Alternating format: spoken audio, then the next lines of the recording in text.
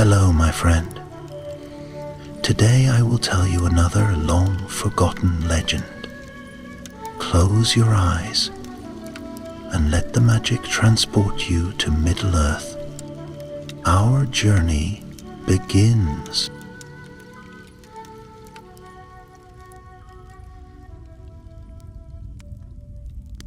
Far to the north of the familiar lands of the Shire and Bree, beyond the green hills and quiet rivers, lay a wild and frozen expanse known as Forokchel. It was a land of biting winds and endless snow, a place long forgotten by most of Middle-earth's peoples. Yet even in its frozen silence, something ancient and dark had begun to stir. It started with whispers among the folk of Bree, carried on the cold winds that swept down from the high mountains. Farmers spoke of the frost creeping into the earth earlier than usual, seeping into the roots of their crops. Traders traveling the old roads found them slick with ice, as if winter had rushed forth before its proper season. Even the hardy rangers of the north who watched over the borderlands murmured unease by their campfires. At the heart of these troubles stood a shadowy presence, a chill that was not born of the seasons, but something far older. And so it was that Gandalf the Grey arrived in Bree one cold evening, his sharp eyes catching the first signs of a threat few dared name aloud. The wizard had been journeying across Middle-earth, gathering news and watching for signs of growing darkness. He was well known to the people of Bree, a figure both respected and welcomed, though many did not fully grasp the weight of the struggles he carried in his mind. Now, as he stepped down from his horse, dusted with fresh snow, he felt the bite of the northern cold settle deep within his bone. "Gandalf!" called a voice, warm but anxious. It belonged to Barlaman Butterbur, the innkeeper of the Prancing Pony. "I hear strange tales from the north, frost where it should not be, and creatures, some say, not natural to these lands." Gandalf nodded slowly. "The frost you speak of is no simple winter's breath, Master Butterbur. There are powers at work, old and cunning. I must see this with my own eyes." The next morning, before the sun had risen, Gandalf set out toward the wilderness beyond Eriador, where the trees thinned and the hills gave way to cold, open plains. He was accompanied by a ranger named Halbarad, a loyal friend and a warrior skilled in tracking the secret paths of the north. Together they moved quietly, their breath rising in pale clouds against the icy dawn. As they traveled, Gandalf listened to the stories whispered by Halbarad.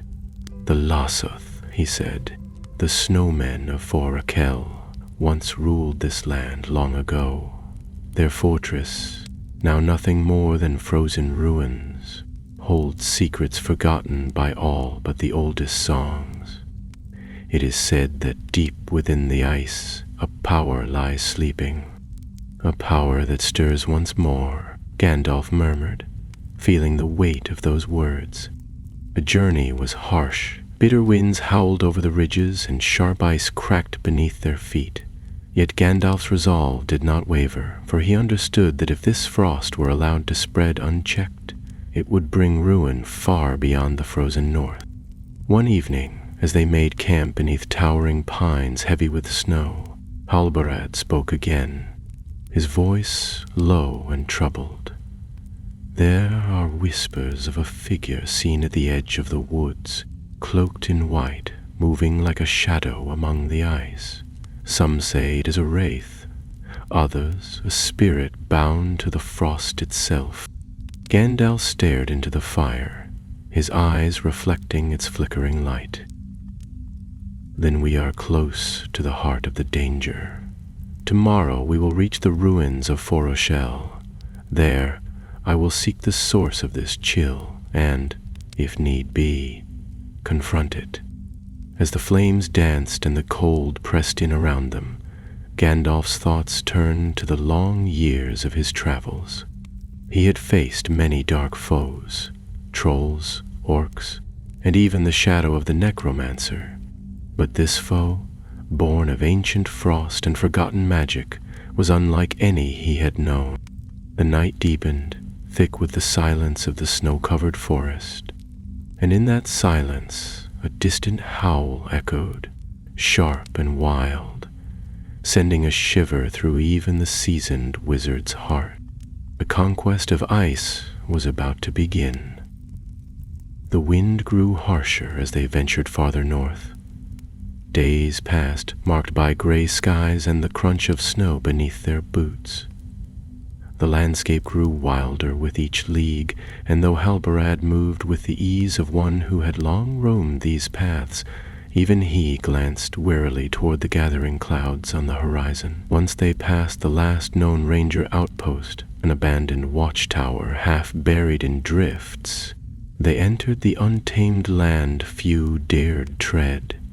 It was silent but for the groaning of trees beneath heavy snow, and the occasional cry of a distant hawk circling above the barren expanse. Gandalf traveled, wrapped in his gray cloak, though the bitter wind cut through the fabric with a sharpness that stung his skin. Still he pressed on, his staff tapping steadily against the frozen earth. He spoke little, deep in thought, listening to the subtle murmurs of the world around him, how the air whispered of old powers and forgotten names. It was the kind of silence that was never truly empty, the sort that suggested something listening in return. By the fourth day, the trees had thinned into a broad plain of glittering frost. The ground was as hard as stone beneath the snow, and shards of ice hung from wind-worn boulders like the teeth of ancient beasts. The ruins of Forochel, long crumbled and sunken into the ice, came into view beneath a pale sun that offered little warmth. Jagged remnants of towers poked from the drifts like the bones of a giant, and wide stone steps led down into what had once been a great courtyard. Halbarad approached cautiously, hand resting on the hilt of his sword. "I do not like this place," he muttered. "There is a weight in the air, as if something watches from beneath the snow." "It watches indeed," Gandalf replied quietly, "but not from beneath." He turned his gaze toward the far end of the ruin, where an archway, half swallowed by ice, led into shadow. "It watches from within." They entered the fallen fortress together. The silence was thicker here, almost pressing, broken only by the sound of their steps echoing against frost-coated stone. Ancient carvings, mostly worn smooth by time and weather, hinted at stories lost. Warriors with spears, figures wrapped in furs, and a great sigil of a snowflake framed by fire. Gandalf paused before this last one, placing a hand upon the icy wall. "This symbol," he said, "was once known to the Eldar, a mark of balance between flame and frost. But if the tales are true, the harmony was broken long ago, and something terrible was buried to keep the peace."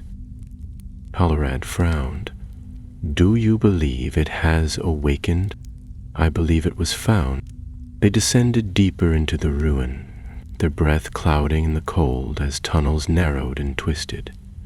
Ice had crept in like a living thing, wrapping around pillars and cracking through stone steps. At last they came to a vast chamber, its ceiling lost in darkness, its floor cracked and layered with frost. In its center lay a great dais, and upon it sat a jagged crystal of pure blue, glowing faintly, pulsing like a heart. Gandalf approached slowly.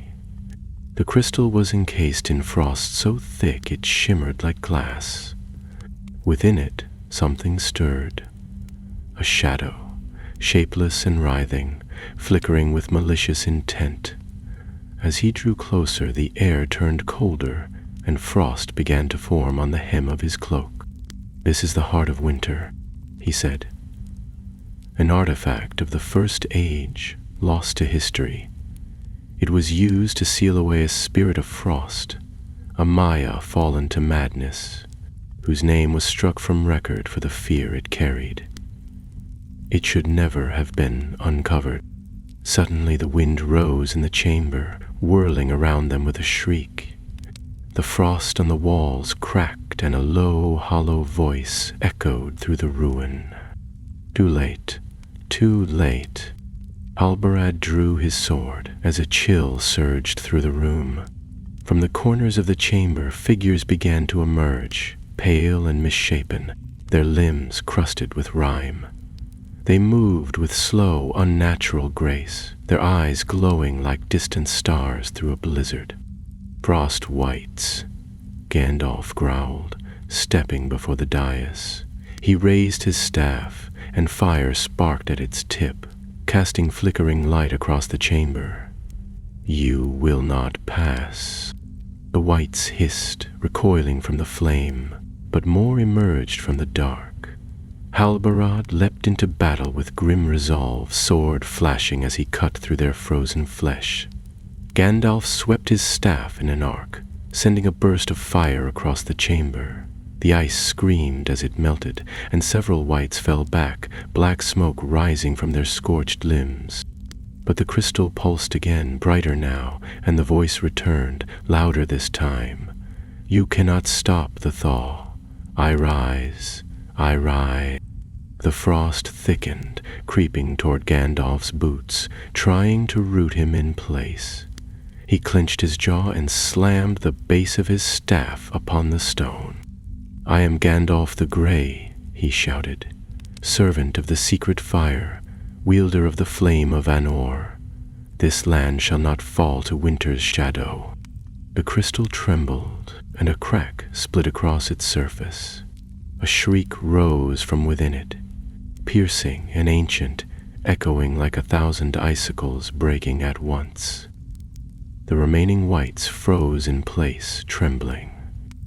Then, in a burst of fire and light, Gandalf released a wave of heat that shattered the frost and sent the creatures fleeing into the tunnels. The chamber fell still once more. Halbarad, breathing hard, leaned on his sword. "Is it over?" "No," Gandalf said grimly, his eyes fixed on the cracked crystal. "It has begun." He turned, cloak billowing in the scorched air. "We must leave this place. The spirit has not been destroyed, only roused. It will seek now to free itself fully, and it will not be alone." As they climbed from the depths of the ruined fortress, the wind howled louder than before, and the snow began to fall, thick, heavy, and fast. Somewhere far to the north, a shadow took flight over the ice. The Conqueror of Frost had awakened. The wind howled across the northern plains like a beast searching for prey. Snow swirled in great sheets, turning the world to shifting white. It was all Halbard could do to shield his eyes as he followed Gandalf down the frozen slope that led from the ruins.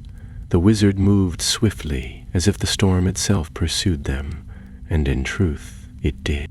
They made camp that night in a cleft between rocks where the wind was somewhat broken. Halbarad worked to start a fire, but the wood they'd gathered snapped and cracked without catching, each piece soaked with frost. Gandalf bent over the meager flames and whispered in a tongue older than any Halbarad knew.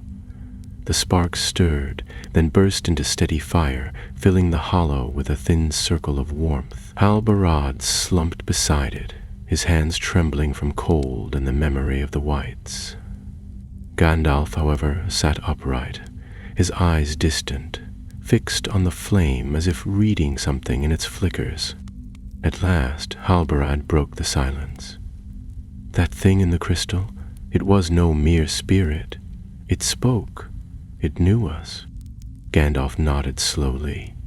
"It knew me, and that is the greater danger." "Then what is it?" Halbarad asked, lowering his voice. "A Maya of old," Gandalf replied, "of our kindred, long before Sauron's rise. In the elder days, when the world was still young, some of the Maiar walked the earth freely, learning from the Valar, shaping rivers and valleys, clouds and snow. One among them turned from wisdom to ambition.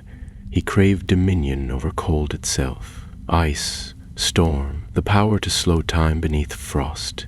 He was called Moroketh, and his breath could freeze the very soul. The Valar imprisoned him beneath the mountains of the north, sealing him with the heart of winter. But now the seal is broken, Halbarad said. Cracked, Gandalf corrected, his voice grave. Not yet shattered, but weakening. And now Moroketh seeks a new vessel. Halbarad's face darkened. He'll try to possess someone, or many, Gandalf said. His will is slow, patient, like ice creeping over stone. He can speak to minds from afar.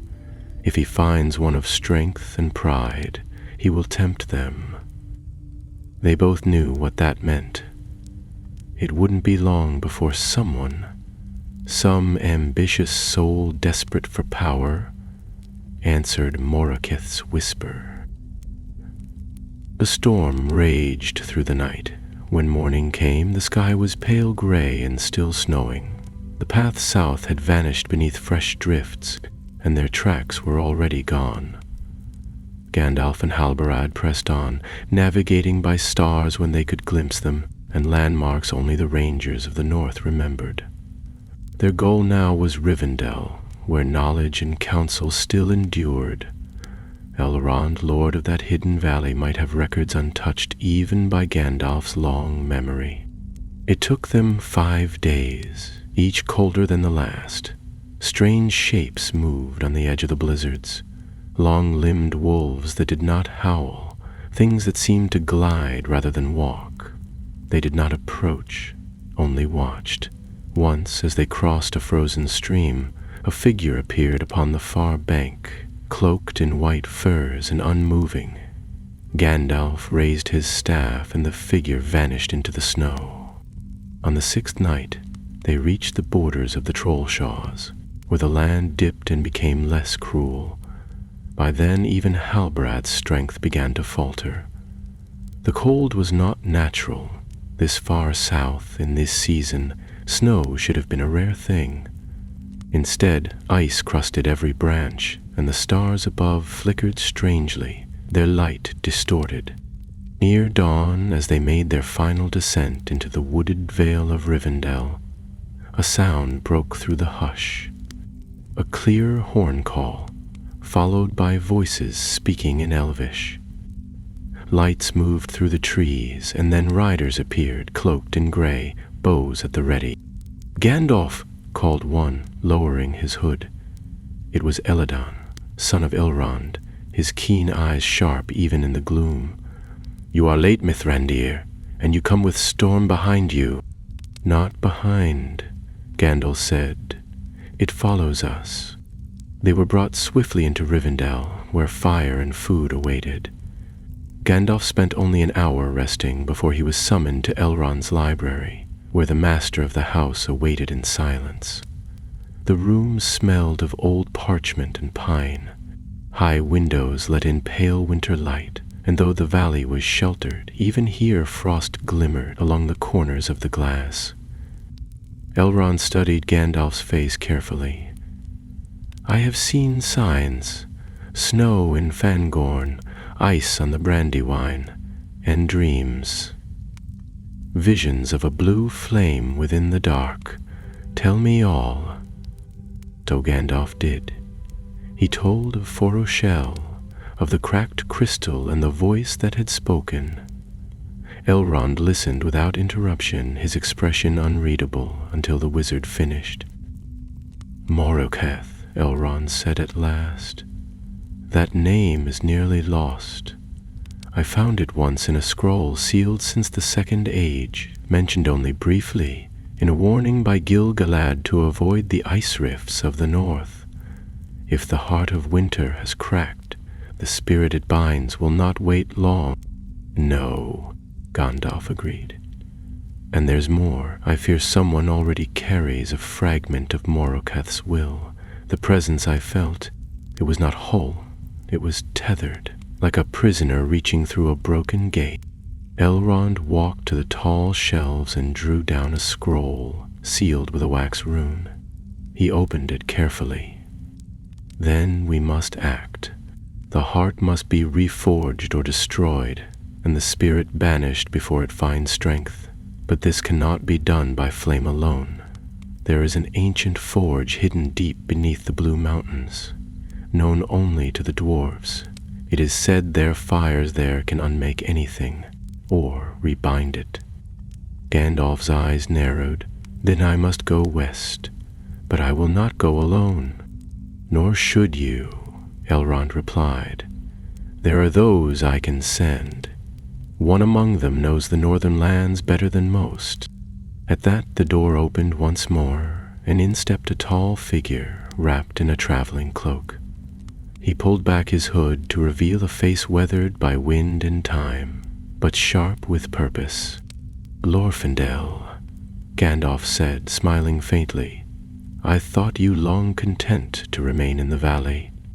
I was, the elf lord said, until winter began to speak in voices not its own. Gandalf nodded. Then let us begin. And so, a new company was formed.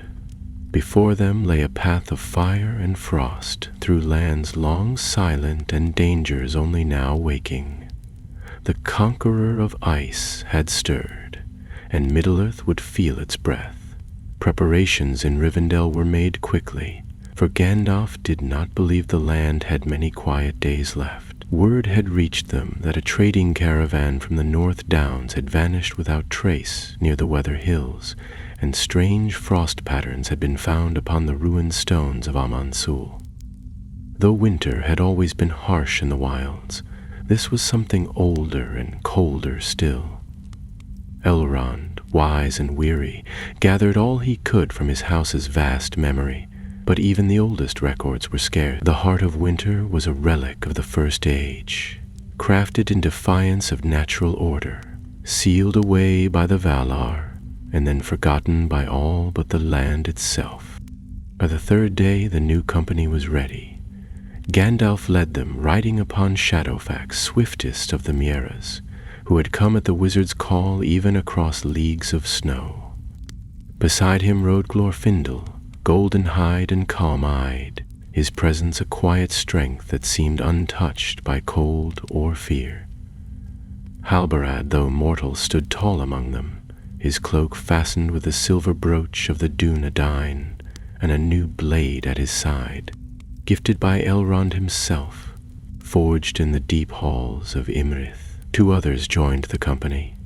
Eristor, a quiet scholar with a sharp memory for runes, and a dwarf named Brony Firehand, sent from the halls of Thorin Stonehelm with word of tremors deep in the Blue Mountains and ice seeping into their lowest mine. The company set out westward beneath leaden skies, traveling swiftly through the western wilds toward the Blue Mountains, where legend said an ancient forge still smoldered in the heart of the rock, tended only by flame dwarfs sworn to secrecy since before the fall of Erebor. If such a place still existed, it would be there that the heart of winter might be rebound or broken entirely. But time pressed hard behind them, and the further they rode, the more they found signs of the creeping chill. The rivers they crossed were rimmed with unnatural ice, even when no snow had fallen. The air felt still, but the cold gnawed into the bones with a hunger that fire could barely hold at bay.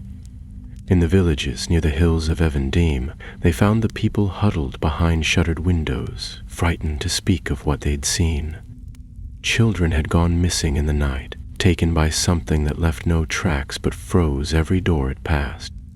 And cattle were found turned to brittle statues, their hides glazed with frost, their eyes wide with frozen fear.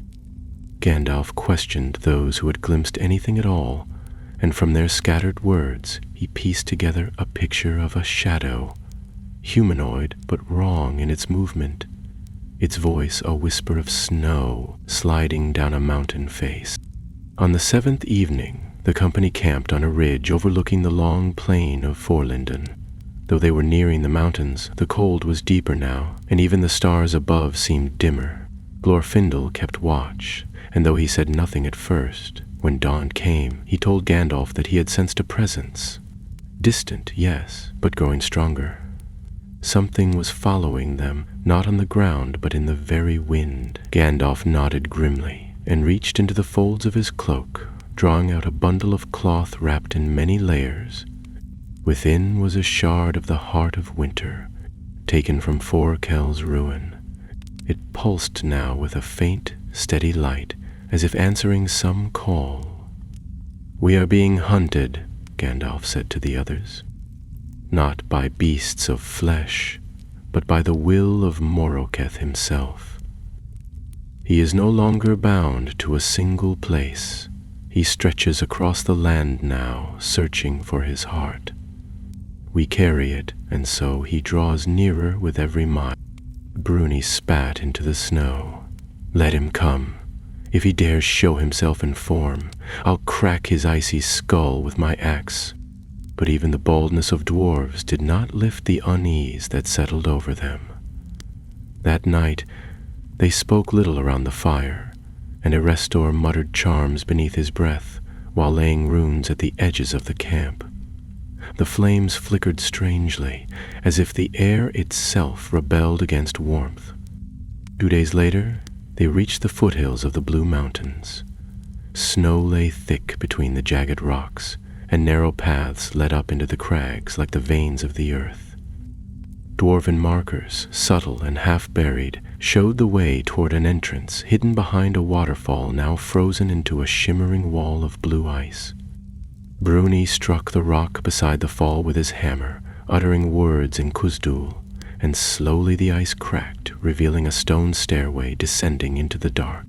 Inside, the heat of the mountain began to return. The air was warmer, but thick and dry, carrying the scent of ash and iron. Their path wound deep beneath the earth, and the walls were carved with sigils older than even the dwarves of Erebor remembered. At last they reached a hall lit by a single river of molten stone flowing through the center. It was there the flame keepers waited, dwarves cloaked in fire-colored robes, their eyes gleaming with reverence and suspicion. The master smith, an ancient dwarf named Doriak Embermantle, approached Gandalf with slow steps. "You bring us something cursed," he said, voice low and hoarse from smoke. "We felt its cold touch days before you arrived." "Is not cursed by its own nature," Gandalf answered, "but it holds a spirit that must not be allowed to roam free." Doriak studied the shard, now glowing brightly in Gandalf's hands, and nodded once. "The forge of unbinding lies below, but be warned, such a working will call to the spirit that was bound. If it senses the heart in danger, it will come." Gandalf turned to his companions.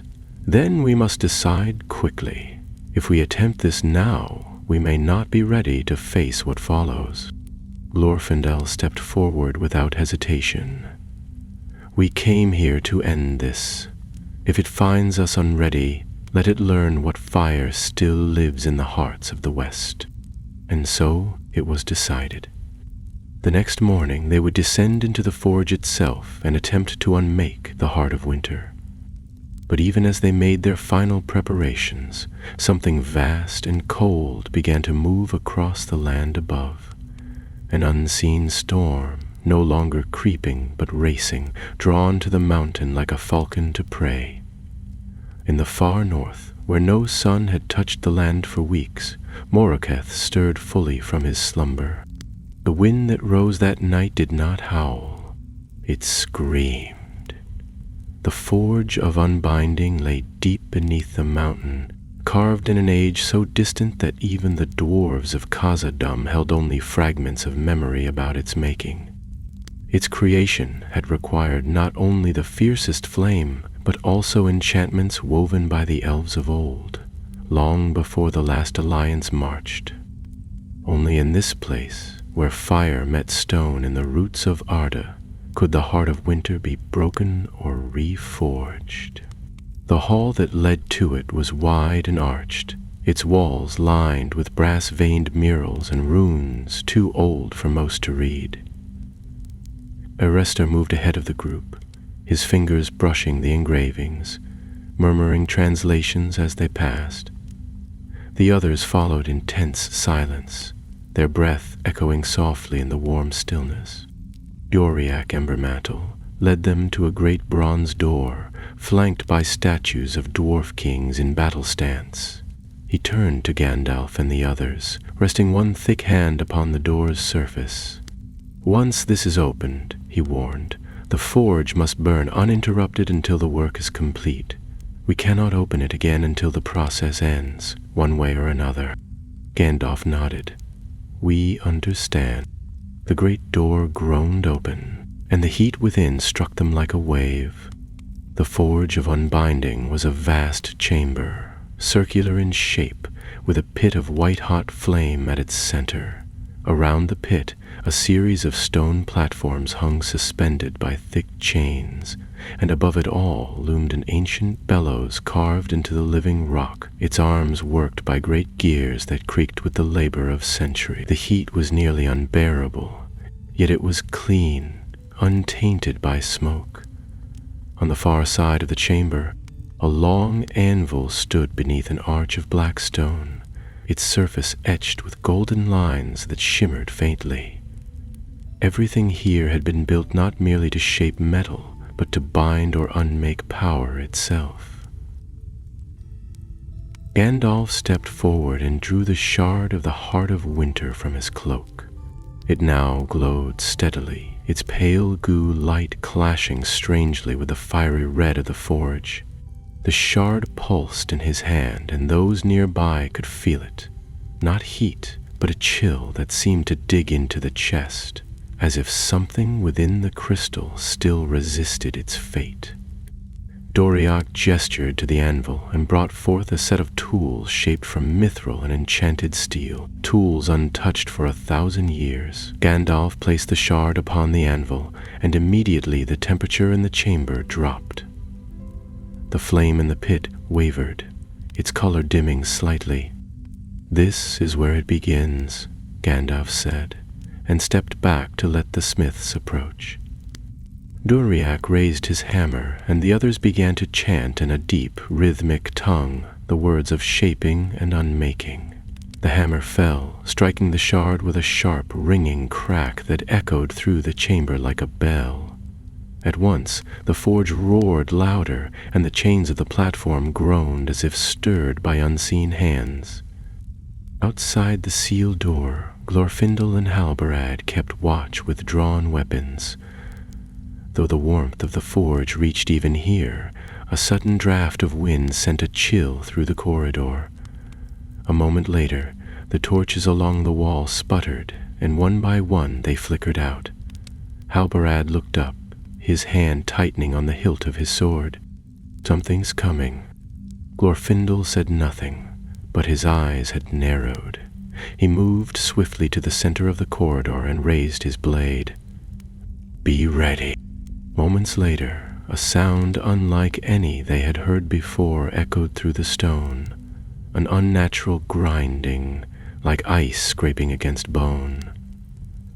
Then came the first of the frost wraiths. They moved with silent grace, their bodies semi-formed from snow and shadow, eyes glowing faintly. As they reached the light of the last torch, they hissed, retreating briefly before surging forward in a blur. Halbarad met the first with a fierce cry, blade flashing as he cleaved through its torso. The creature dissipated with a burst of cold, but more followed, swarming from the dark like a storm given shape. Glorfindel moved with the elegance only an elf lord possessed, his strikes precise and deadly, each one severing the wraith's form and sending them screaming into mist. Still they kept coming. Back in the forge, the chanting grew louder. Sparks flew as Doriak brought the hammer down again and again. Cracks began to spread across the shard, and from within it came a sound, a thin, high-pitched keening, like wind screaming through a narrow pass. Arister stumbled back from the anvil, covering his ears. "It's resisting," he gasped. "It's calling out." Gandalf raised his staff. "Hold steady. We are near the turning point." But even as he spoke, a great boom echoed through the mountain. A gust of wind blasted through the corridor outside, and a figure appeared beyond the fallen frost wraiths. It was not like them. This one walked as a man might, tall, robed in rime-covered garments, with a face hidden beneath a helm of ice. In its hand it held a staff of frozen black iron, and frost followed its steps, crawling across the stone. Glorfindel stepped forward, sword in hand, but the figure did not draw a weapon. It simply raised its staff and pointed toward the forge doors. "I am Moroketh," it said, its voice a deep, echoing growl. "Give me my heart, and I will spare you the death you cannot prevent." Halbarad spat. "You'll have nothing from us but steel." Moroketh tilted his head. "So be it." He lifted his staff, and with a sound like cracking glaciers, the floor beneath them split with a burst of cold. Ice erupted from the ground, throwing both Glorfindel and Halbarad back. More wraiths followed, swarming into the hall behind him. Inside the forge, the hammer rose for the final strike. "Now, Doriak," Gandalf called, "end it." The dwarf shouted a final word and brought the hammer down with all his might. The shard shattered at last, exploding in a burst of white light. For a moment, time itself seemed to pause. The flame in the forge dimmed, then roared higher than ever. The wind died, the cold receded. Then came a scream, not from any throat, but from the mountain itself. A roar of agony and fury, ancient and terrible. Moroketh fell back, clutching his chest, the light of the forge reflected in the glistening frost of his helm. You would unmake me?" he snarled, voice trembling with rage. "You think flame can defeat frost? You have only scattered me." With one final surge of ice and shadow, he vanished into a whirlwind of snow, leaving the frost wraiths to crumble behind him. Silence followed, thick and deep. Halbarad stood slowly, bruised and bleeding but alive. Glorfindel helped him up, watching the corridor for signs of another attack. None came.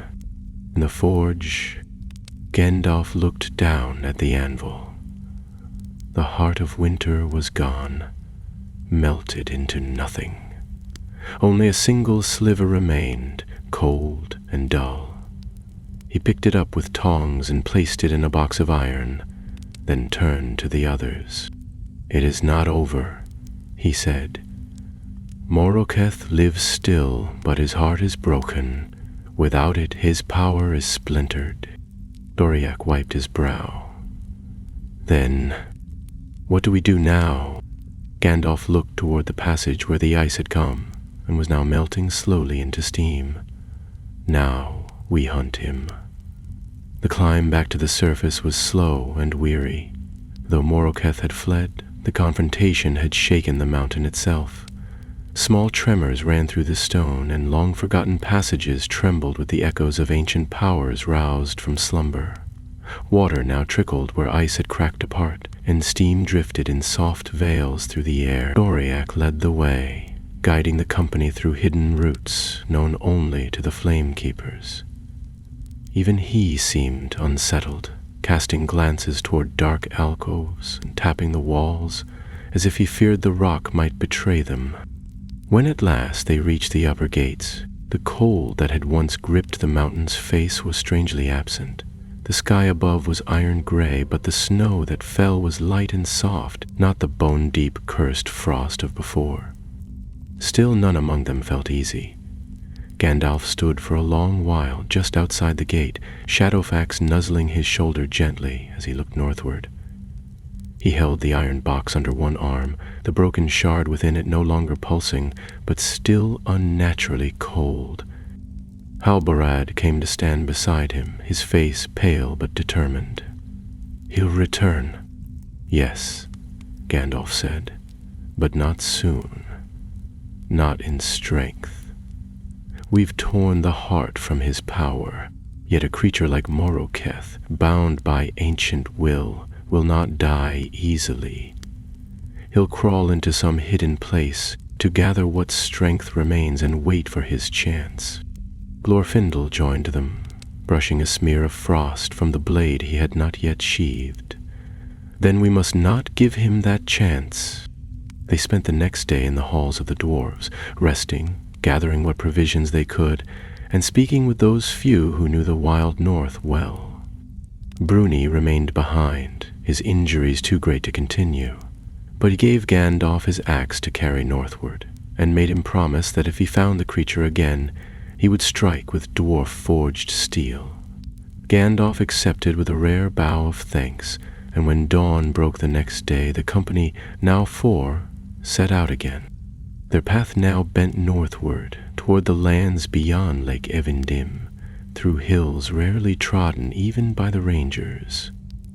Erestor had found a record in Rivendell's libraries that spoke of a place once called Narthadon, the Hollow of Snow, a sunken valley where in the First Age the spirit of Moroketh was first cast down.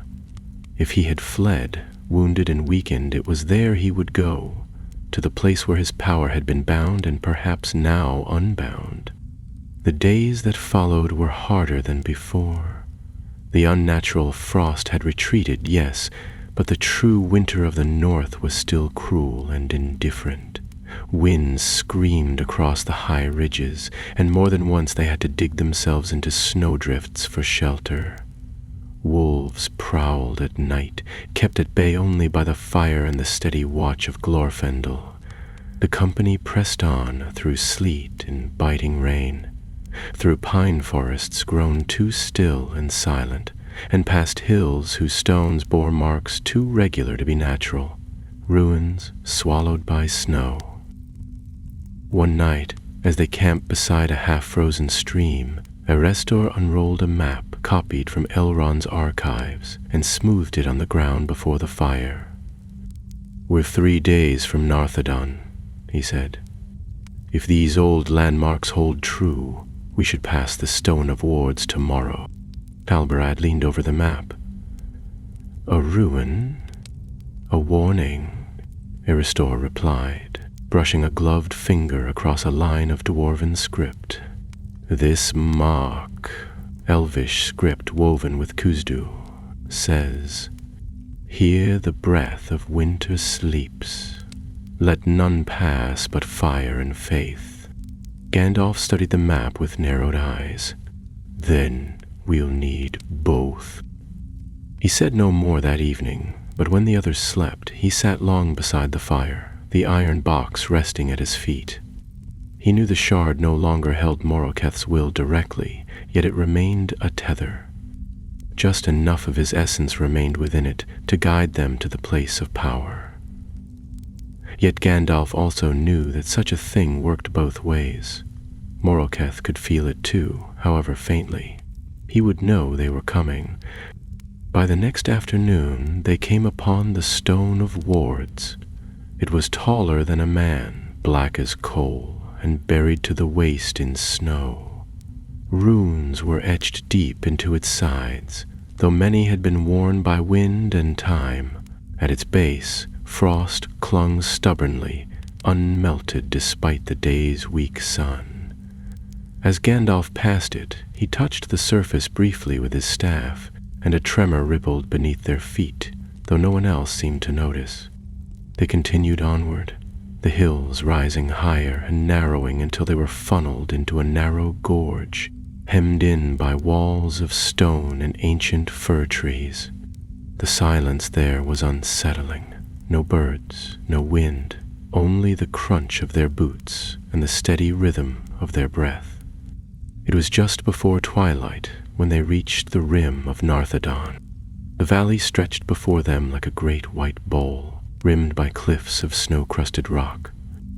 A thin layer of mist clung to the valley floor, hiding its true depth, and in the center, half buried, rose the remains of what might once have been a tower, twisted and leaning, its stones blackened by time. The cold here was worse than anything they had felt since Foroshel, though no storm blew. It was a dead cold, heavy and unmoving, as if the valley itself had never known the sun. "This is it," Gandalf said, and his voice seemed strangely muffled. "Here he fell, and here he seeks to rise again." As they descended carefully into the valley, the mist curled around their feet, and each step stirred the air like a whisper. Halbarad walked beside Gandalf, sword drawn, his eyes scanning the rocks. "There's something wrong with the silence," he muttered. "There's no silence," Glorfindel said. "Listen." They did. Faintly, so faintly it might have been imagined, there was a sound, a low rhythmic pulsing, like distant breathing beneath the earth. Gandalf gripped his staff tightly and nodded. "He's here. We've come to the place where frost is born anew." They made camp just outside the ruin at the center of the valley. Arester set the wards, and Glorfindel stood watch. No fire was lit, for the mist absorbed even the smallest spark, and the cold crept into their bones. They would wait for dawn, if dawn would come at all in this place, and then they would descend into the broken tower where Moroketh had fled. For now, all they could do was endure the long, frozen night. Morning in Narthadon came as no more than a deepening of the pale gray. The sun, if it rose at all, remained hidden behind a curtain of cold mist that refused to lift.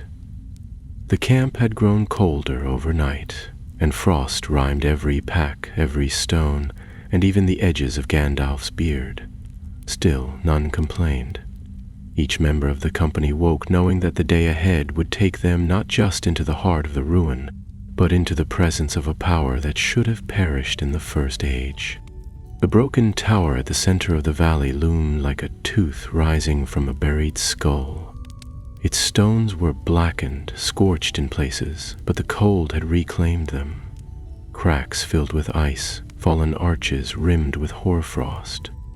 The narrow windows yawned like eye sockets, and the central doorway, though half collapsed, led into a dark passage slanting down beneath the earth.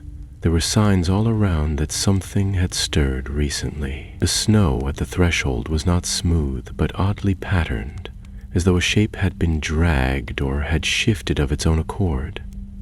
Glorfindel crouched beside it, brushing a hand through the powder. "No tracks," he said, "but movement. The ground has changed." Gandalf stood beside him, holding the iron box.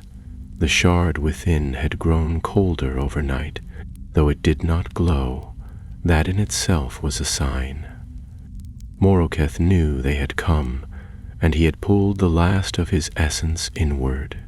Whatever they were to face, it would be in the deep, and it would not come to them in pieces. Halbarad lit a lantern, shielding it with thick glass to hold off the mist, and they passed beneath the arch of the doorway, descending one by one into the ruin. The passage sloped steeply, and ice clung to the walls like old scars. Runes had been carved here once, but most were now illegible, scoured by age and frost. Restor paused occasionally to examine them, whispering soft translations as he worked. Bindings, incantations of seal, here. This is elvish script overlaid on the old tongues. It speaks of a prison of thought, not of stone.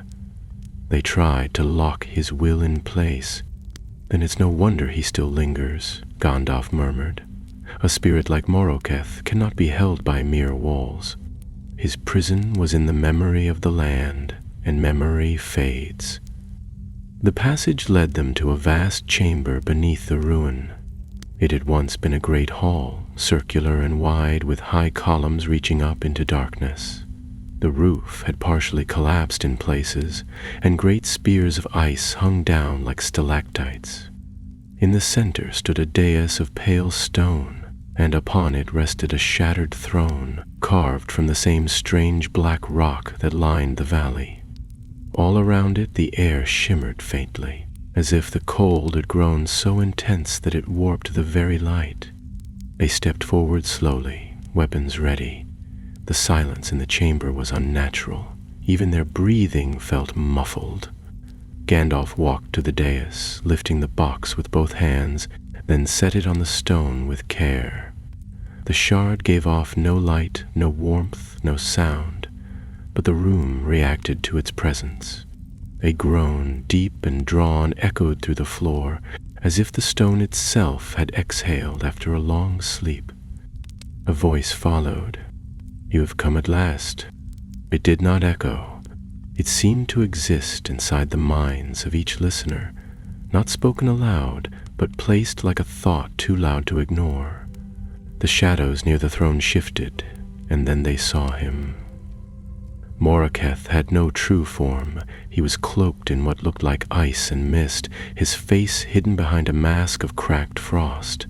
His limbs moved with unnatural smoothness, and behind him tendrils of cold snaked across the stone like roots reaching for warmth.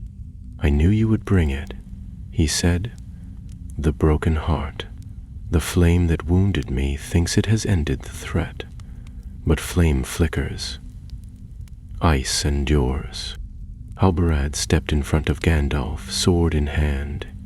"If you had power, you would have stopped us by now." "I had power," Moroketh replied, voice tinged with sorrow. "It was taken, torn from me by hammer and fire.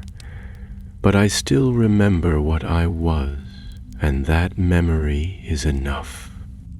Erestor whispered something in Elvish, and the runes on the pillars flickered briefly, reacting to his words. Gandalf raised his staff and planted it firmly on the stone. "Moroketh," he said, voice loud and clear, "this land has no place for you. Your will lingers only because the memory of your fall has been forgotten. But we remember now, and that memory is fire." The spirit's shape twisted, flickering like smoke. "You seek to banish me again, Grey Pilgrim? You do not have the power of the Valar, nor their reach. You are only a shadow of their light. I am their servant," Gandalf answered, "and their light reaches where it is needed." At once the chamber erupted with motion. Ice cracked beneath their feet as lines of frost raced outward from the throne. Shadows sprang to life, shaped into wraiths of snow and hate, and the mist thickened until the torches barely pierced the gloom. Glorfindel was the first to strike, his blade flashing as it met the nearest wraith. Halbarad followed, cutting a path through the swirling dark, his sword gleaming with enchantment from Rivendell. Erestor held his ground at the edge of the dais, casting runes of warding that flared red against the pale blue of the mist. Gandalf reached for the shard. As his hand closed around the iron box, the temperature dropped so sharply that the stone beneath his boots cracked. He raised the shard and held it aloft, speaking words no mortal had heard in an age, words that burned even as they were spoken. The light from his staff blazed, and a ring of fire burst outward, shoving back the frost and wraiths alike. Moroketh recoiled, his form unraveling. "You cannot destroy me," he hissed. "You carry the last piece of me in your hand." Gandalf stepped forward, pressing through the cold, eyes blazing with fire. "Then I shall carry it into fire again." He turned to Glorfindel. "The Ford Stone, do you still have it?" Glorfindel, engaged with two frost wraiths, managed to toss a small ember stone from his satchel. Gandalf caught it in one hand and pressed it to the iron box. The shard inside hissed at once, steaming, and a scream burst from Moroketh. not from his mouth, but from the walls, the floor, the very mist. "No," the spirit cried, "not again." But it was too late.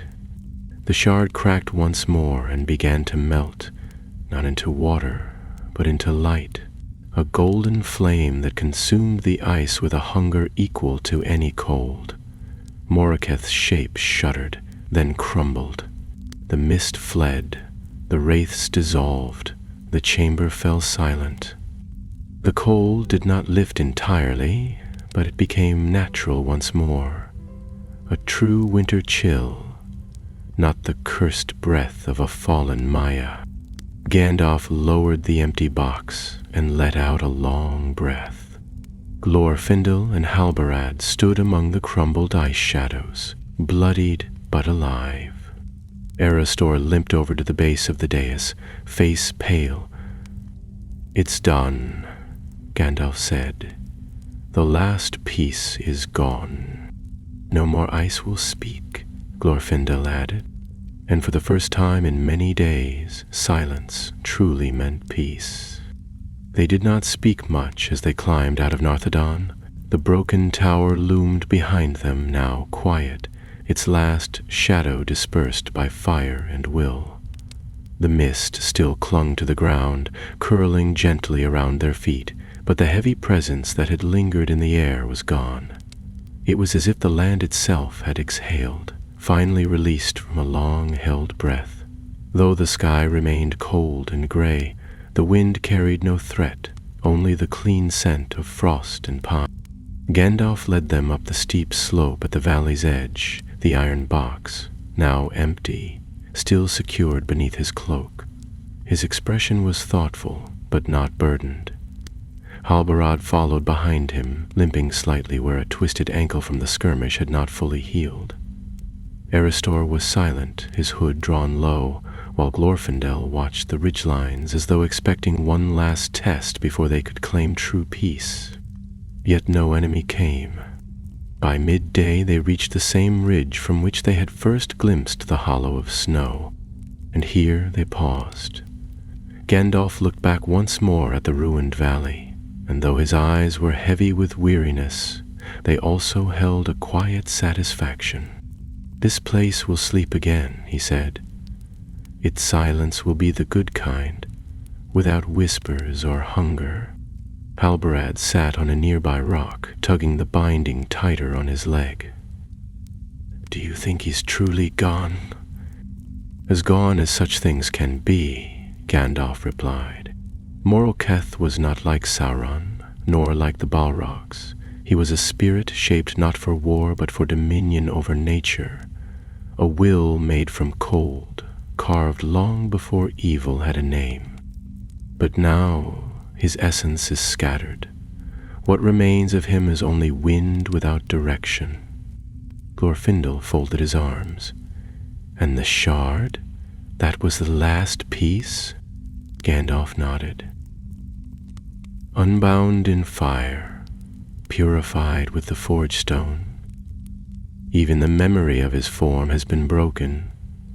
It would take the craft of the Valar themselves to weave him whole again, and they would not suffer such a thing." They broke camp that evening under clearer skies. A crescent moon rose, pale and bright, and the stars blinked down through a rare window in the clouds. Their path back southward was long, but the danger had passed, and with every step the air grew lighter. They passed again the Stone of Wards, which now stood quiet and dim. Its runes, once etched with power, had faded. Eristor studied it for a time and then looked to Gandalf. "The magic is spent, as it should be," Gandalf said. "A prison serves its purpose only while the prisoner endures." In the days that followed, they crossed out of the highlands and into the more familiar pine woods of northern Eriador. The signs of spring had not yet touched the land, but the deathly frost no longer clung to branch and stone. Wildlife began to return, small birds darting among the firs, a distant herd of deer moving cautiously through the glades. In the village of Nanturith, a remote settlement nestled among low hills, they found folk venturing outdoors again. One old woman, wrapped in thick scarves and with hands like bark, insisted on pressing a loaf of honey bread into Halbarad's arms, calling him a ghost hunter and blessing his sword with a shaky kiss. He accepted it with a baffled smile and didn't protest when Arrestor later ate half of it on the road. It was only once they were a day from Rivendell that Gandalf allowed himself to speak more freely of what had passed. Around a fire beneath a starlit sky, he recounted the forging of the Heart of Winter, what little he knew of it, and the early war waged by the Valar to bind Moroketh's will. The others listened in silence, for it was a tale older than most of their kindred. In the first days, Gandalf said, before even Morgoth raised his black throne, there were spirits of fire and spirits of frost, each shaping the world in balance. Moroketh was one of the latter, but while the others faded into the natural cycles, into the seasons and snows and rains, Moroketh lingered. He longed not to pass away, but to remain, to become winter itself, an eternal shaper of silence. "But he was never of Melkor?" Arrestor asked, curious. "No," Gandalf replied. "He did not fall by seduction or command. His desire was isolation, not conquest. But when Morgoth raised his banners and sought out all powers that could wound the world, he tried to bend Moroketh to his cause. Moroketh refused and was defeated anyway. The Valar, seeing what he could become, imprisoned him rather than destroy him, and for long ages he lay forgotten beneath the ice, until mortal greed stirred his name once more." Glorfindel shook his head. "Then we were lucky. Had he joined the enemy in days past, Little Grit might have known a different doom," Gandalf said. The silence that followed was long and not unpleasant. They were warriors, yes, but also keepers of memory, and what had passed in the far north was not only battle, it was the closing of an ancient page, long left open.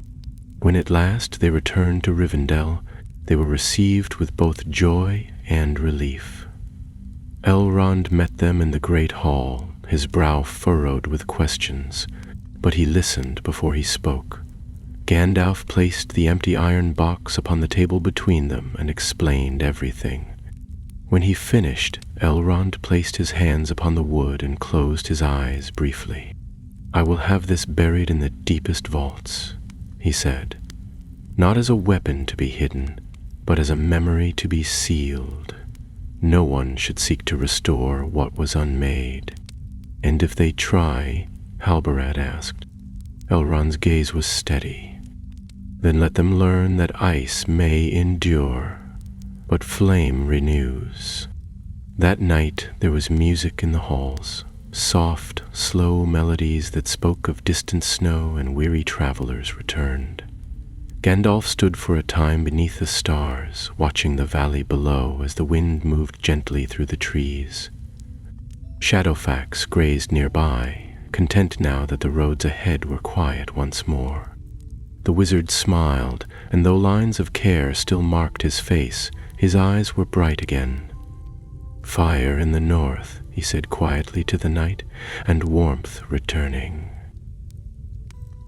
The long frost had passed, and with it the last breath of Moroketh, the ice without end. A week passed in Rivendell, and though the valley remained veiled in the chill of late winter, the air no longer felt heavy with the burden of ancient evil. Gandalf spent his days mostly in the company of Elrond, conferring in the quiet of the library, poring over older scrolls concerning the lands of the north, the nature of frost spirits, and the possibility, however remote, that Moroketh's essence might have left behind any echo that could still take root. He did not believe it likely, but Gandalf had long ago learned that evil, once stirred, often left shadows even after the flame had passed. Halbarad spent his time among the rangers who drifted through Rivendell, passing on what he had learned during the journey, warning them to watch the north closely through the next seasons. He had grown more thoughtful since their return, and though he remained sharp-eyed and firm of hand, there was a gravity in him now that only came from having stood before powers greater than the world had remembered. Marine dear, even Glorfindel remarked on it once, in passing, while sharpening his blade beneath the silver trees. Time weighs differently on men, the Elf Lord said without judgment. One season in shadow, and it stays in their bones, but it makes them wise faster than the rest of us. Erestor, for his part, retreated once again into the deep chambers of Rivendell's archives. With a dozen fresh rubbings and fragments of runes gathered from the tower in Narthadun, he set about cataloguing what might be the only surviving record of Morikith's binding. He had no love for spirits of frost or lost memories, but he understood better than most the value of knowledge hard won. Gondal visited him once, bringing spiced tea and a rare smile, and said only, "Let no one forget the cost of silence." Erestor nodded and did not ask for further explanation. By the 10th day, Gandalf grew restless. Though there was peace in Rivendell, he felt the stir of purpose in his heart again, an urging not born from danger but from duty. He had seen too many threads of power crossing the world, and though Moriketh was unmade, other shadows still moved.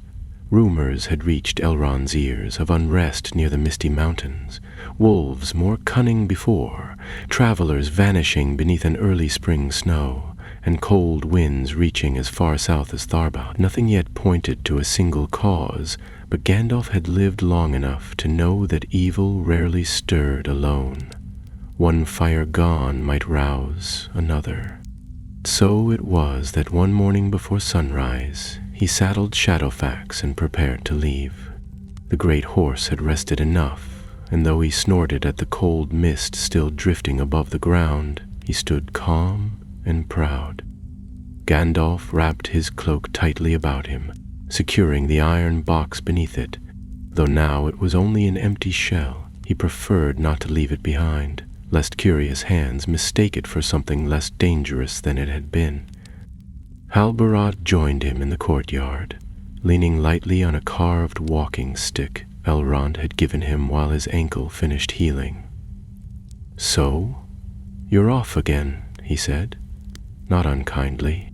Gandalf turned and smiled. "As always, there are still roads unwatched and stories unfinished. I shall head east for now, see what the mountains whisper.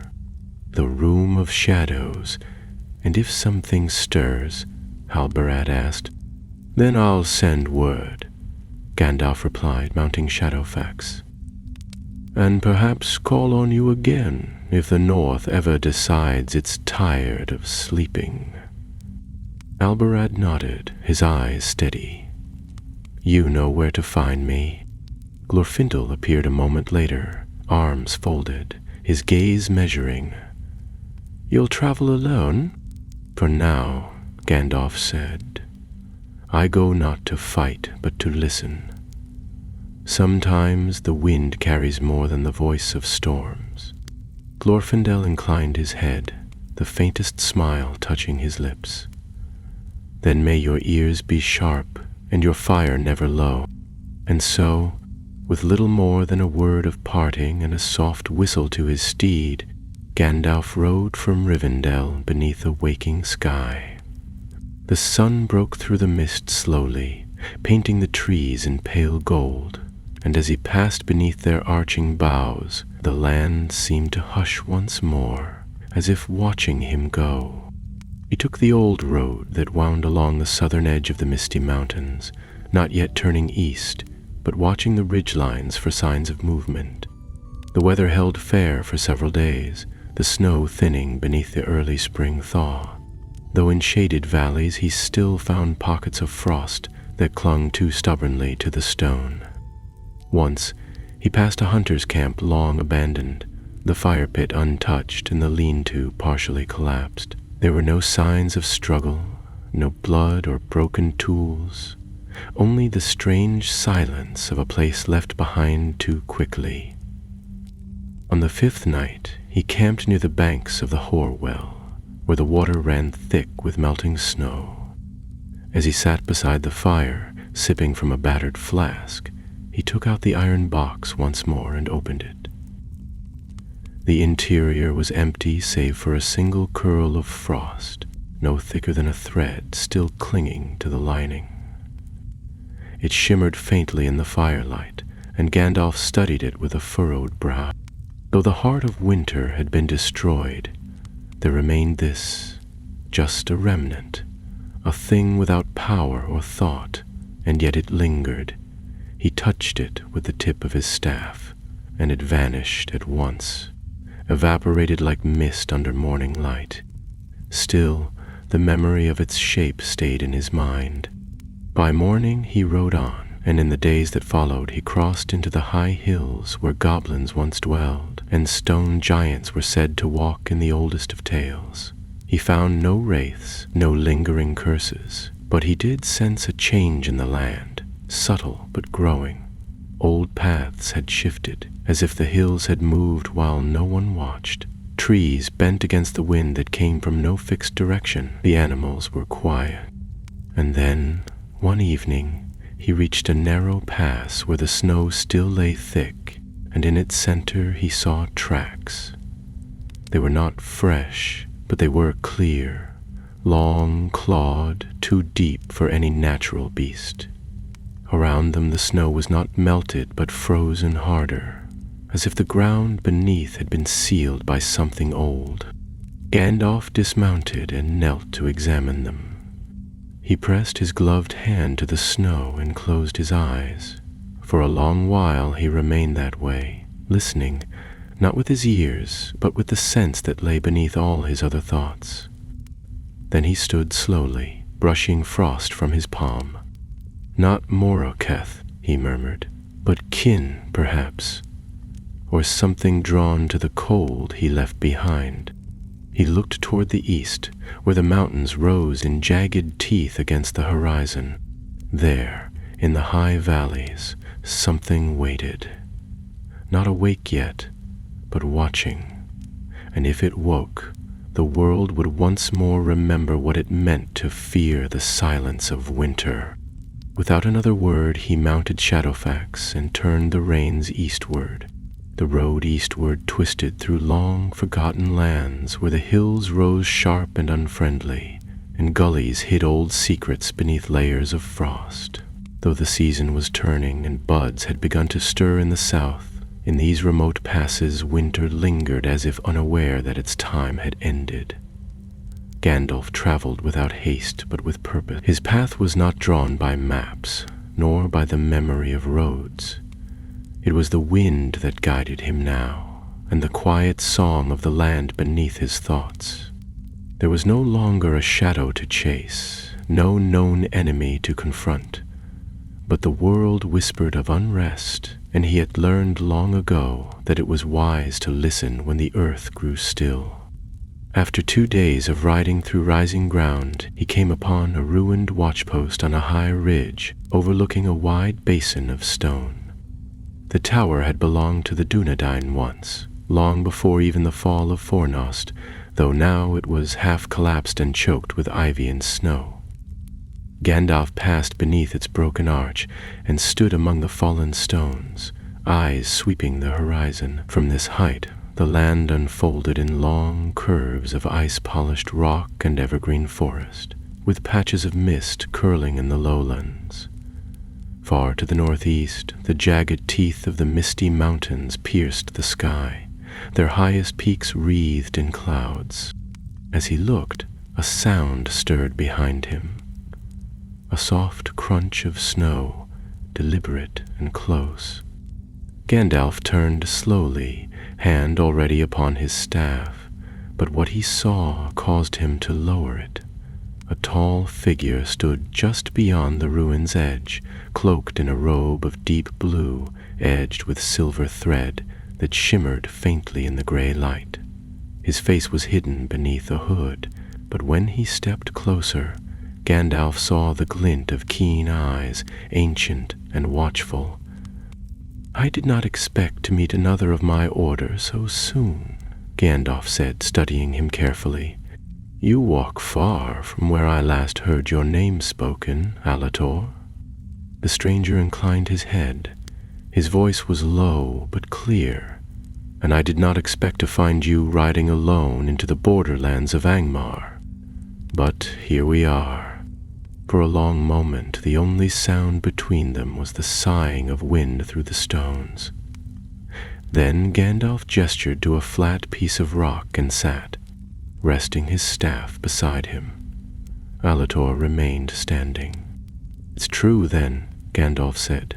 "You did not fall." "No," Alatar replied, "though I walked in darkness long enough that many believed I had. I went east, as we were bidden, but the east is wide, and its powers not easily undone. Palando fell to madness. I did not." Gandalf watched him quietly. "Then you've returned for a reason." "I have returned," Alatar said, "because the cold that rose in the north has stirred old powers farther east. You broke the heart of winter, yes, but in doing so you awoke something that had lain in uneasy sleep for longer than even Moroketh." "I feared as much," Gandalf muttered. "I found signs, tracks in the snow, frost where none should be, things that do not belong to the season. But no name came to me." Alatar stepped closer and looked out over the valley below. "It does not yet have a name in the west, but the peoples of Rune and Kand know of it. They call it Nilgar, the breath below the ice. It is not a Maya like Moroketh. It is older, a slumbering force that once stirred in the time before men." Gandalf frowned. "And what does it seek?" "Nothing," Alatar answered, "which is precisely what makes it dangerous. It does not wish to rule or conquer. It simply is. A presence that spreads when the barriers of the world are weakened. Moroketh was such a crack in the wall. And your fire, for all its triumph, opened that fissure wider." There was silence for some time. Gandalf ran a hand down his beard, eyes narrowed in thought. "So, what would you have me do?" "Go no farther alone," Alatar said. "If you would trace this power, you will need others, not just those skilled in battle, but those bound to the land itself. There are elves in Mirkwood who remember the first winters, dwarves in the east who dream of the cold places beneath stone. Even among the wild folk of the mountains, there are tales of white beasts that speak in sleep." Gandalf nodded slowly. "Then we must gather them." "You must," Alatar said. "My path lies elsewhere for now. There are still things in the east that require watching, but we are not as few as we once believed. The Ishtari were scattered, yes, but not undone." He turned then and began to descend the slope without another word, his blue cloak vanishing between the trees like mist at dawn. Gandalf remained on the ridge until the sky grew pale and the stars blinked into sight. He sat long in thought, and when at last he mounted Shadowfax again, he turned back west. The next few weeks passed in a quiet flurry of travel. Gandalf returned first to Rivendell, where he spoke again with Elrond and laid before him the truth of Nilfgaard. The news troubled the Lord of Imladris deeply, but he did not despair. "Let us not fear shadows until they grow legs," he said, and sent word to Thranduil and to the dwarves of the Iron Hills. Glorfindel rode south to consult with Galadriel, whose mirror might show signs yet unseen.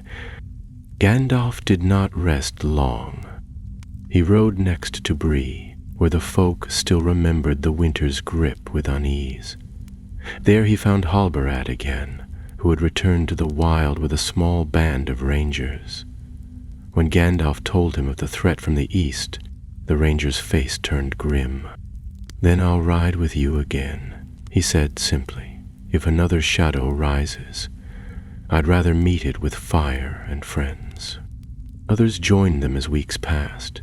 An elf scout from Mirkwood named Lagon, who spoke rarely but moved like the wind between branches, and a dwarf smith called Thrain, who had heard tales from the deep delvings in the east and wished to see what truth they held. A company was forming again, not forged by prophecy or fate, but by resolve. One evening, as they made camp near Weathertop, Gandalf stood beneath the stars and spoke softly to the night. "Moroketh is gone," he said, "but he was only one shard of a greater cold, and we have not yet seen the last breath of winter." The wind stirred the grass, and in the east a faint glow lit the clouds where the mountains rose. Something had begun to stir there. Not yet a storm, not yet a roar, but the frost had found its way through a crack, and the land was listening once again. Berg advanced slowly across Middleheath. In the south, the orchards of Gondor were already in bloom, and in the Shire, hobbits had begun planting their gardens again, unaware of the high and hidden dangers that still stirred beyond their fields. But in the north and east, winter lingered unnaturally long. Dreams remained locked in ice. Birds flew farther south than they should, and in some forgotten corners of the world people whispered of pale figures glimpsed in the twilight, things that spoke no words but left behind a silence colder than death. It was in this climate of unease that Gandalf's new company gathered and rode east, tracing the edges of the misty mountains toward lands not charted in many maps. Their numbers were few but chosen well. Gandalf rode at their head, robed in gray, though the sun caught faint glints of silver in the folds of his cloak now, as if some part of his fire had brightened after his victory over Moroketh. Beside him rode Halbarad, firm and tireless, his blade newly sharpened and his gaze always watching the hills. Lagon, the elf from Mirkwood, moved like a shadow among the trees, often vanishing from sight altogether and returning with quiet words of warning or knowledge. Thrain, the dwarf, rode a sturdy ram and carried an axe that had never known rust, along with the muttered wisdom of his people. Two others joined them near the border of Rudar, a woman named Seril, once of Dale, who had lived among the mountain folk and claimed to hear voices in the wind, and a tall, silent warrior from the east named Karun, whose origins no one pressed him about, though it was clear from the way he looked at the snow-covered peaks that he had walked through darker places than most. Their destination was a place few in the west remembered, the Vale of Barazul, nestled between the arms of the withered heath and the shadow of Gundabad. It was a region marked on only the oldest maps, said to be filled with broken glaciers and rivers of slow, ancient ice. There were tales that dragons once crawled there to die, and that things more terrible than dragons had stirred beneath them. Lagon had found a path, barely remembered in Mirkwood's oldest records, that wound through a cleft known as the Cold Gate. If Nilgar had truly begun to wake, it would be in such a place, a hollow hidden beneath mountains, shielded from warmth, where frost could gather and dream. As they traveled, the land itself seemed to protest. Snow fell where skies were clear, and the winds blew in circles, confused and biting. Forests thinned into stunted groves of black trees, their branches rimed with hoarfrost even at midday. Wolves followed them from a distance, not attacking, but watching with eerie silence. Once a bird dropped dead from the sky in front of their camp, frozen solid in flight. Thrain grim-faced, carved runes in the ground that night and muttered over them until dawn. On the 6th evening, they reached the cold gate. It was not much to look at, 2 ridges that leaned inward like the jaws of some buried beast, with a narrow path between them barely wide enough for 2 to walk abreast. Snow had piled up high against the stones, and ice had sealed the gap in places, but the wind howled through it like a breath, steady and mournful.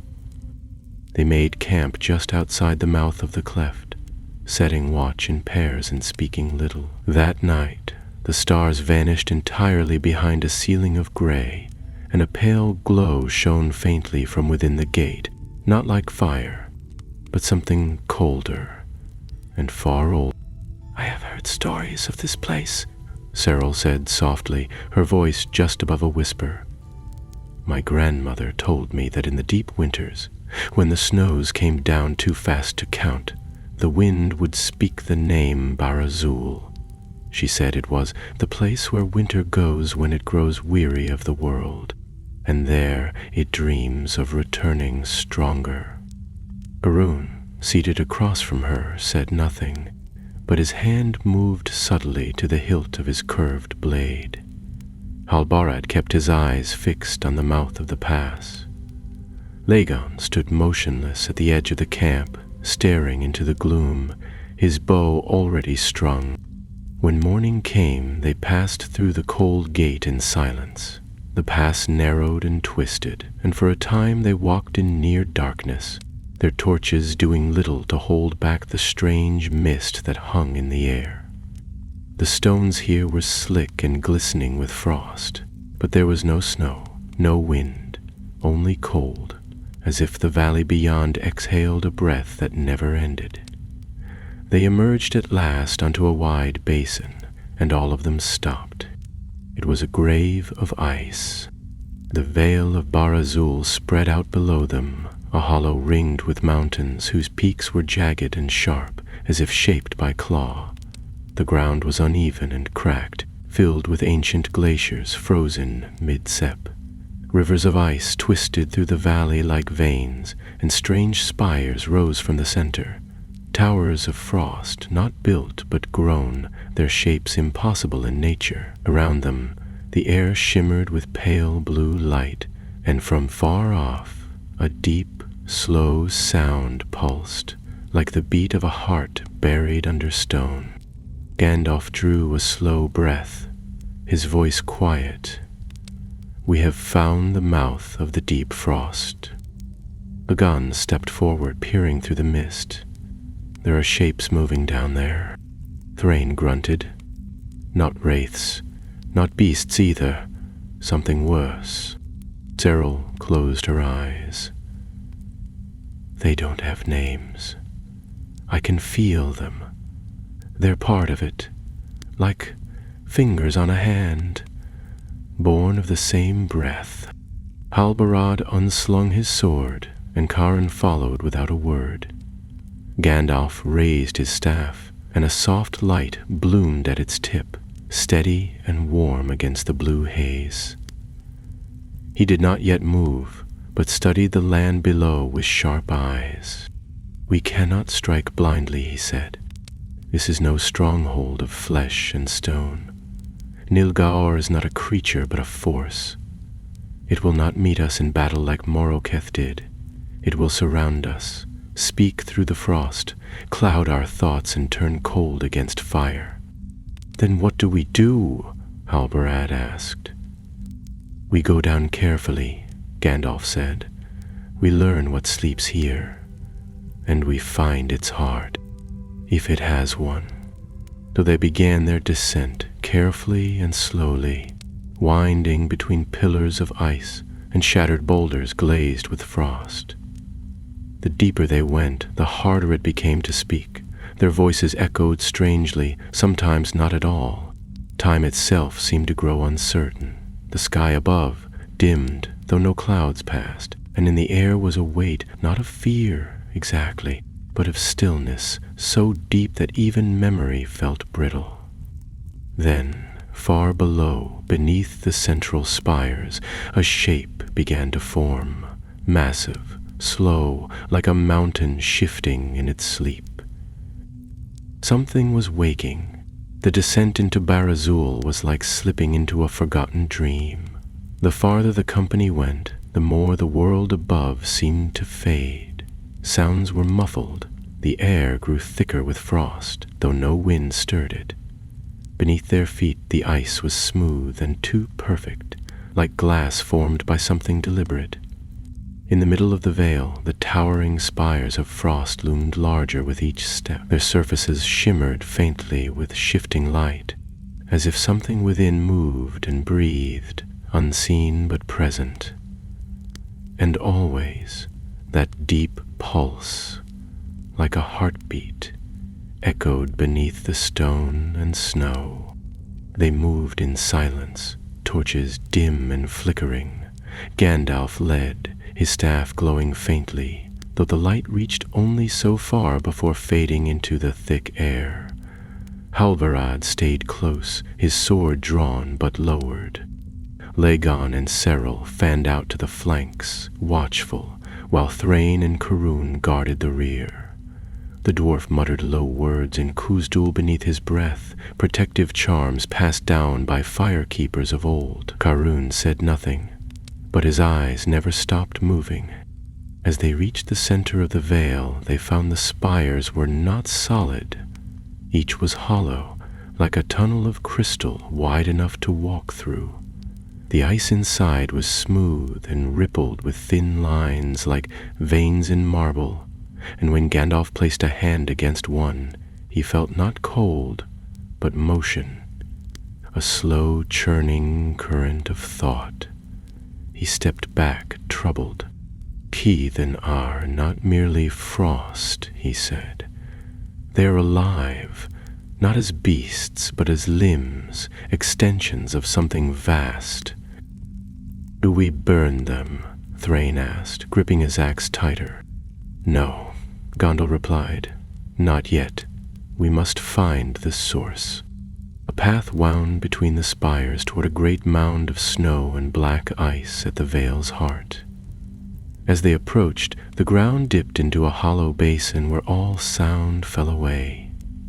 There something waited. A shape coiled within layers of ice and stone, its size impossible to measure.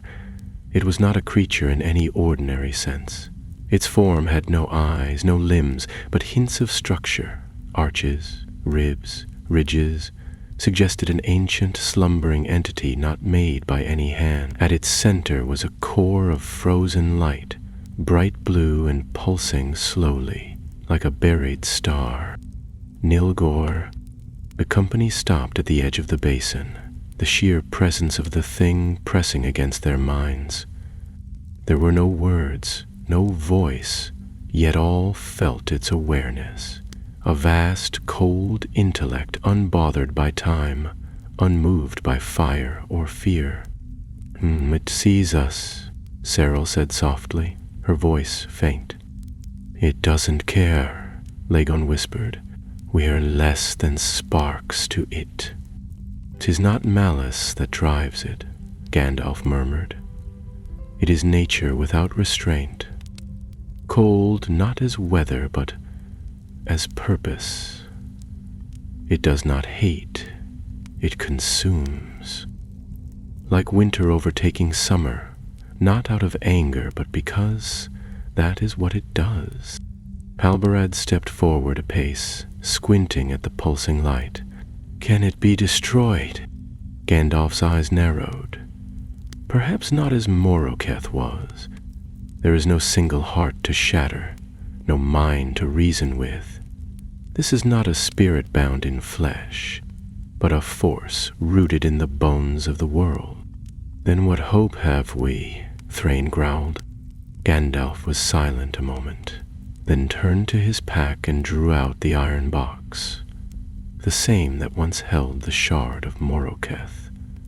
Though long emptied, it had been reforged in the fire of dwarven forges and lined with runes of containment. Now he opened it and removed from within a single stone, no larger than a child's fist, etched with fire runes that still glowed faintly. "The forged stone," he said. "Doriac gave it to me before we left the Blue Mountains. It holds fire not of this world, but of the world's beginning. The flame imperishable that once shaped all things. If anything can sever this cold from the land, it is this." "But how do we use it?" Karun asked, his voice deeper than usual, laced with unease. Gandalf turned to the others. "We go to the core. I will place the stone at the center, and when it meets Nilgar's breath it will flare. The result will not be an explosion, but a binding.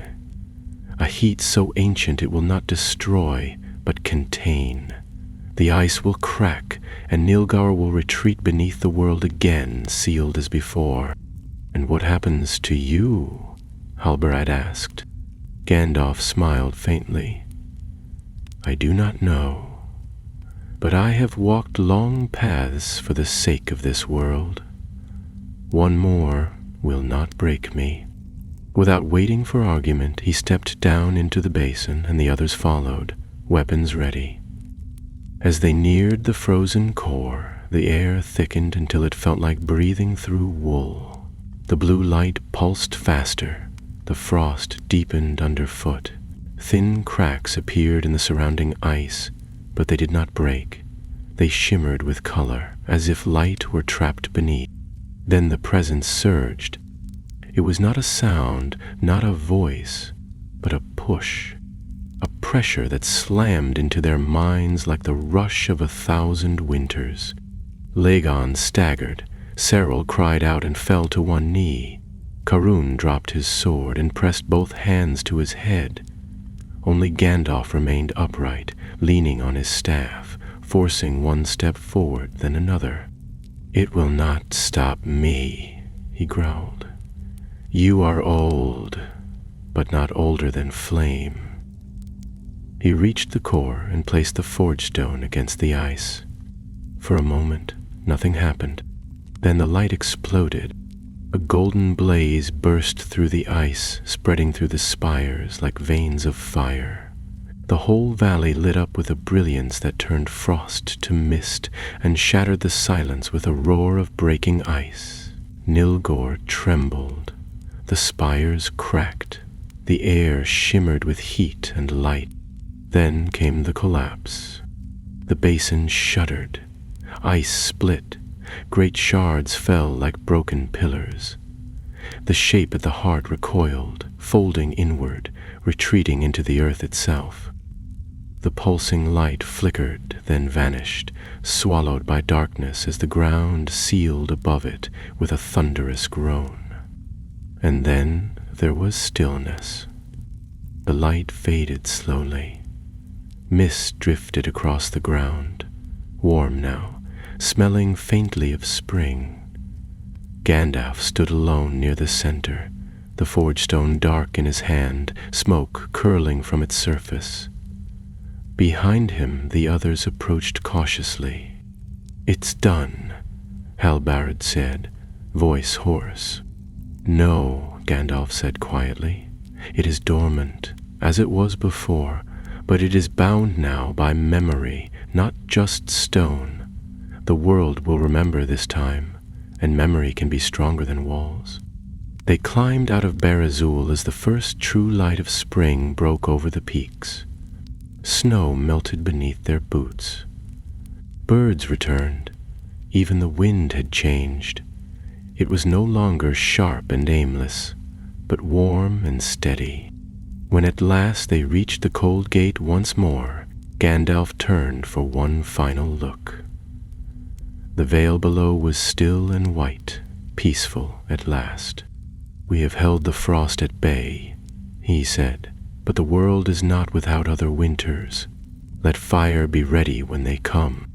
And with that the company turned south, toward green lands and living hills. For now, the ice had been conquered. As for Sagala and Rhea, but the fire must be kept. Always.